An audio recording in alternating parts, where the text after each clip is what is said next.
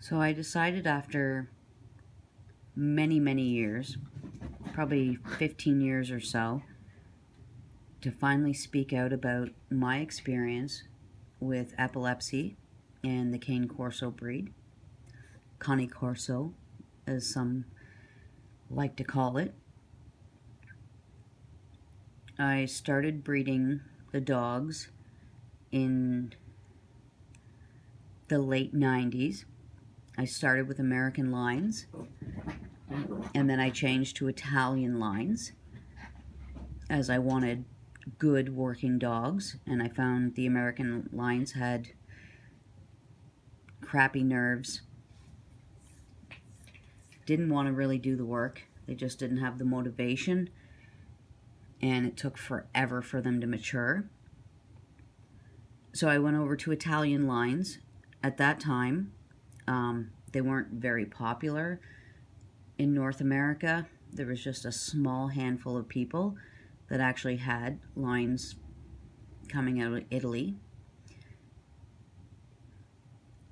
I had a couple of the very first dogs that were brought into North America that were from what today is considered the top Italian bloodlines for the breed.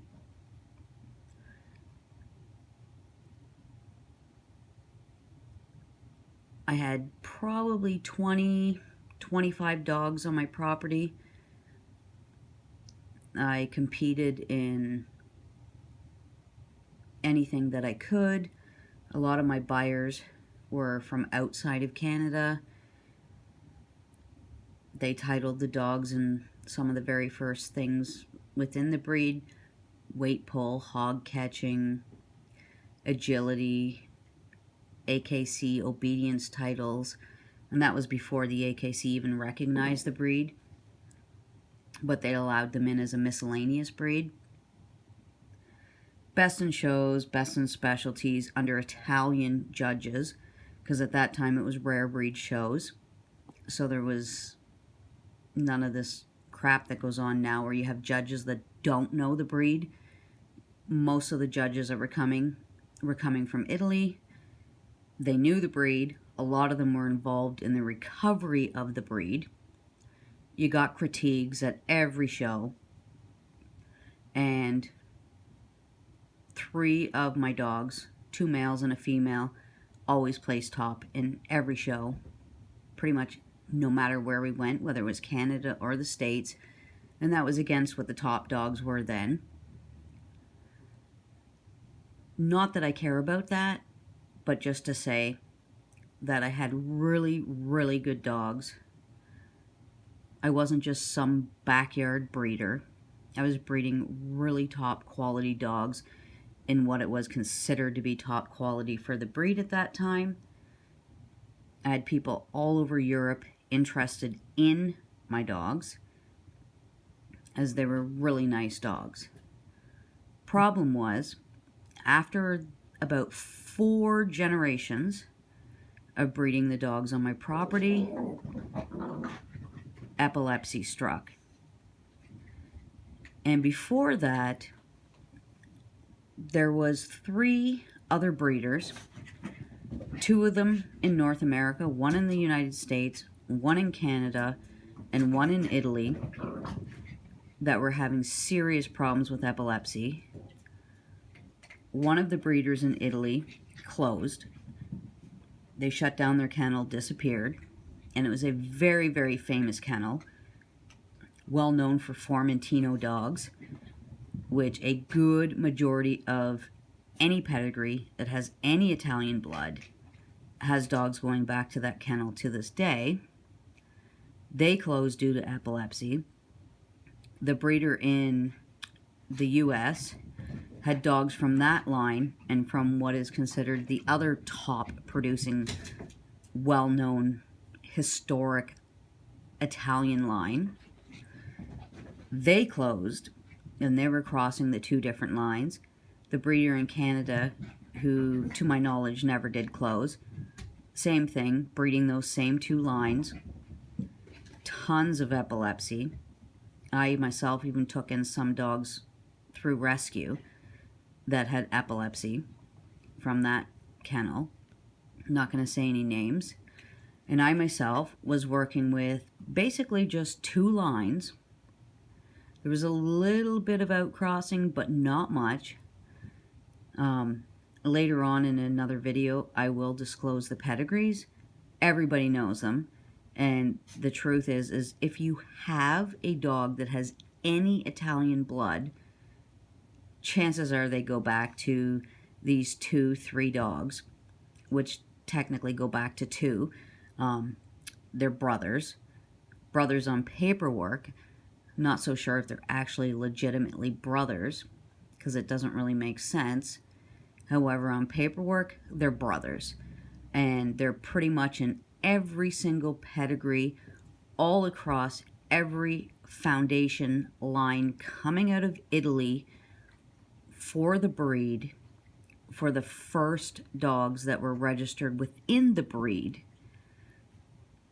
And these dogs produced alarming rates of epilepsy.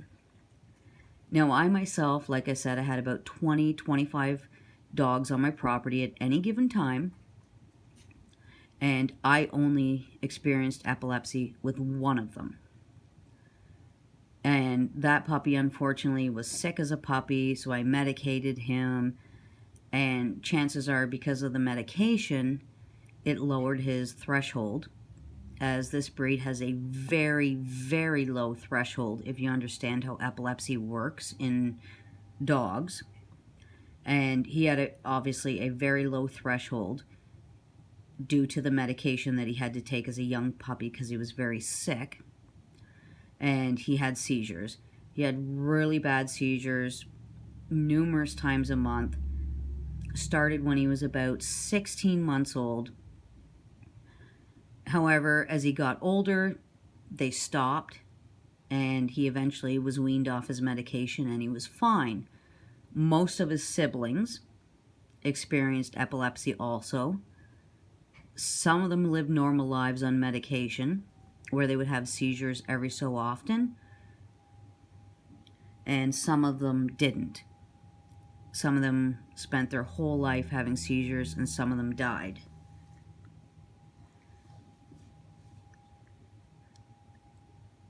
And some of these litters, we're talking like 7 out of 13 puppies, which is insane numbers. And I am not the only person that has experienced this. I've spoke to tons of breeders, and I've even had breeders that today are top breeders, well-known breeders, contact me for information about my pedigrees, epilepsy, what I know, what I knew, my opinions as to where it was linked to, because they're experiencing the same thing. Yet for some reason, if you go searching the internet, it's not public knowledge, because everybody seems to keep it quiet. And the reason is because everybody has the same line, so everybody is pretty much running the same risk. It's just a matter of time. One particular stud dog that I owned, he is now in almost every single pedigree I see coming out of Serbia and Croatia, and I'm just absolutely blown away. He's line bred and inbred heavily in these pedigrees. And that dog produced alarming rates of epilepsy that even his breeder in Italy closed down. And most people with dogs related to him just stopped breeding back then. That's the dog right there. Stopped breeding back then. And because that was so many years ago, most people don't know about it. And they're just breeding and carrying on and thinking that it's all just rumors and bullshit. And there's nothing bullshit about it. That the black female that was just on the screen was bred to her 3/4 brother. Not a single puppy had epilepsy. But yet, her and her 3/4 brother, that dog there, both produced epilepsy at alarming rates. That it's not simple genetics. People think it could be and they hope it is, and it's not. The reality is it all depends on the type of environment the animal is raised in. If you're going to be giving rabies vaccines and other vaccines and all the chemicals, for fleas and heartworm and feeding shit food and medicating with antibiotics, be prepared. That's the reality. Absolutely be prepared. Because the dogs I had, they lived long lives with no epilepsy, but yet they produced alarming rates of it. And when I looked back at what was the difference between what I did and the pet owners I sold to, the difference is what they put into the dogs, chemical-wise. Because this is a breed that has a very, very low threshold when it comes to epilepsy. And it doesn't matter. You can look at numerous generations of dogs visually with your own eyes that are not epileptic, and you still can't predict it.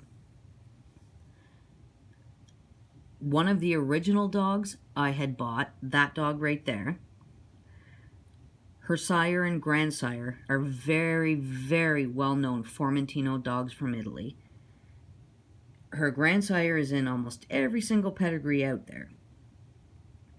And when I bought her, she was around 2 years old, and I was told after I bought her that she supposedly had a seizure. And I kept her for another 2 years before I ever bred her. She lived in my house as a pet dog, wasn't on medication, was with us pretty much all the time. And she never, ever showed any signs of epilepsy. So I bred her. I bred her to that male, and I bred her to my brindle male, both of top lines that pretty much every single dog that goes back to Italy has.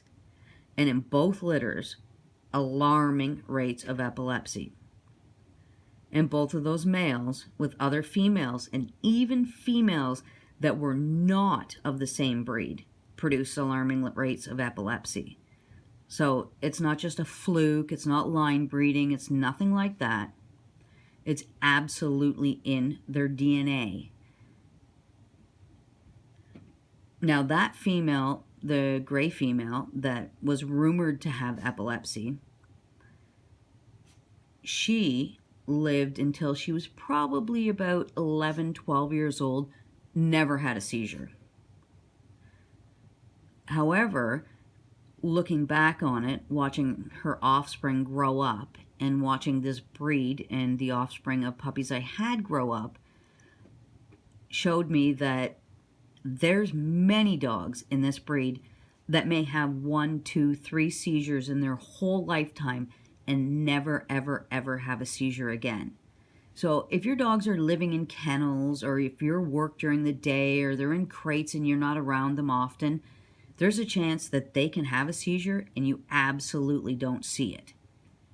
And they just recover from it and they're fine, but they're passing it on as they're just weaker dogs in a sense of a seizure threshold.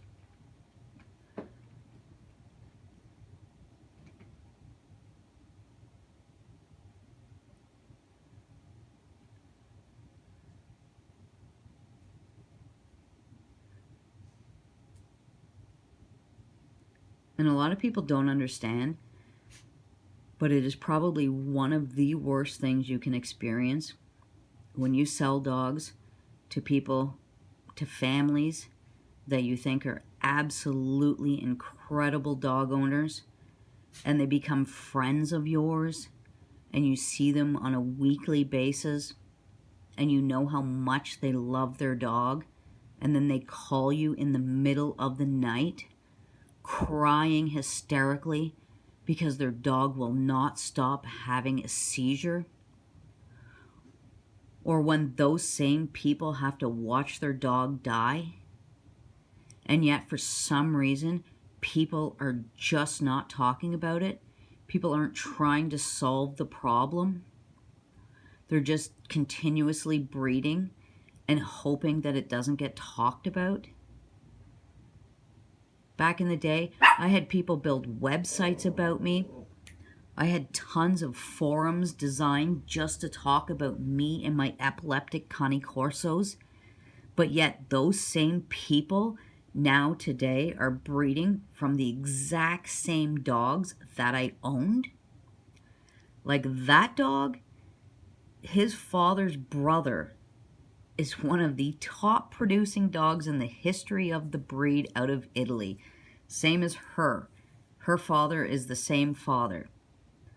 And if I said that dog's name, I would guarantee anybody who has a pedigree that goes back to Italy has his name in the pedigree. Probably 2, 3, 4, 5, 6, 7, 8 times, because this breed started with the smallest handful of dogs and they just inbred them, and those dogs unfortunately were incredible in every single way that you would want a working breed to be. However, the health was not there. So what can you expect? You know, people think it's because they added boxer. That has nothing to do with it. There are hundreds and thousands of breeds that are affected with high rates of epilepsy. It's not just a boxer. Pit bulls are, Presa Canarios are, Australian Shepherds are, German Shepherds, Labradors. There's tons of breeds. I believe even English Mastiffs. There's lots of breeds. The epilepsy has nothing to do with the boxer. That is just what some people like to say to steer you away from Italian lines to go over to American lines. It has nothing to do with boxer. It has to do with the foundation dogs in this breed. No doubt about it. And anybody that's been in this breed for a long time absolutely knows that. And if they use those lines, they're crossing their fingers. They're hoping for the best.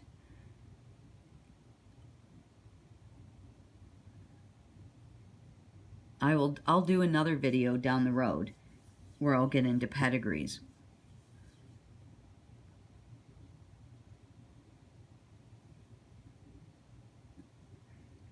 And I'll show you some of the dogs that have been connected, that have been definitely connected to the epilepsy within this breed, that are foundation dogs, that the people, the breeders that have been around this breed since the beginning have connected the dots. And most of them have steered away from it. But the breeders in North America haven't. The breeders in lots of European countries, they haven't either, because they're still just believing the bullshit and thinking that it's not there. And whenever they come up with epileptic dogs, they blame it on something else instead of actually looking at what it really truly is. So I'm going to save that for another video, but I'll just leave it at this, that all I'm going to do is I'm going to share my experience. I'm not going to call anybody out. I'll share my pedigrees, and I'll just let people make their own decisions from there. But I'll tell you, these dogs that I had, we're talking 20 years ago, that's many generations back. And they're very, very closely linked, offspring, grandkids of top Italian dogs that are the most influential sires in this breed still to this day. And most people's pedigrees, if you go back to the 8th, 9th generation, you will see that dog, or those dogs, usually there's 3 of them, you'll see those 3 dogs appear in their pedigree anywhere from 4 to 8 to 10 times. So if you don't think epilepsy is going to happen in your breeding program, when you're using those lines and they're that heavily inbred, then it's unfortunate. That's all I can say.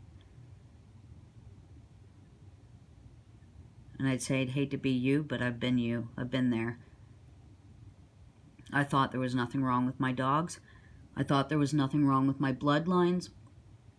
I tried to blame it on every single thing imaginable because my vets told me there was nothing wrong with my dogs, that there was nothing wrong with my lines. I did all the research back then, and I really truly believed my dogs and the lines were safe. But as time went on, I learned otherwise.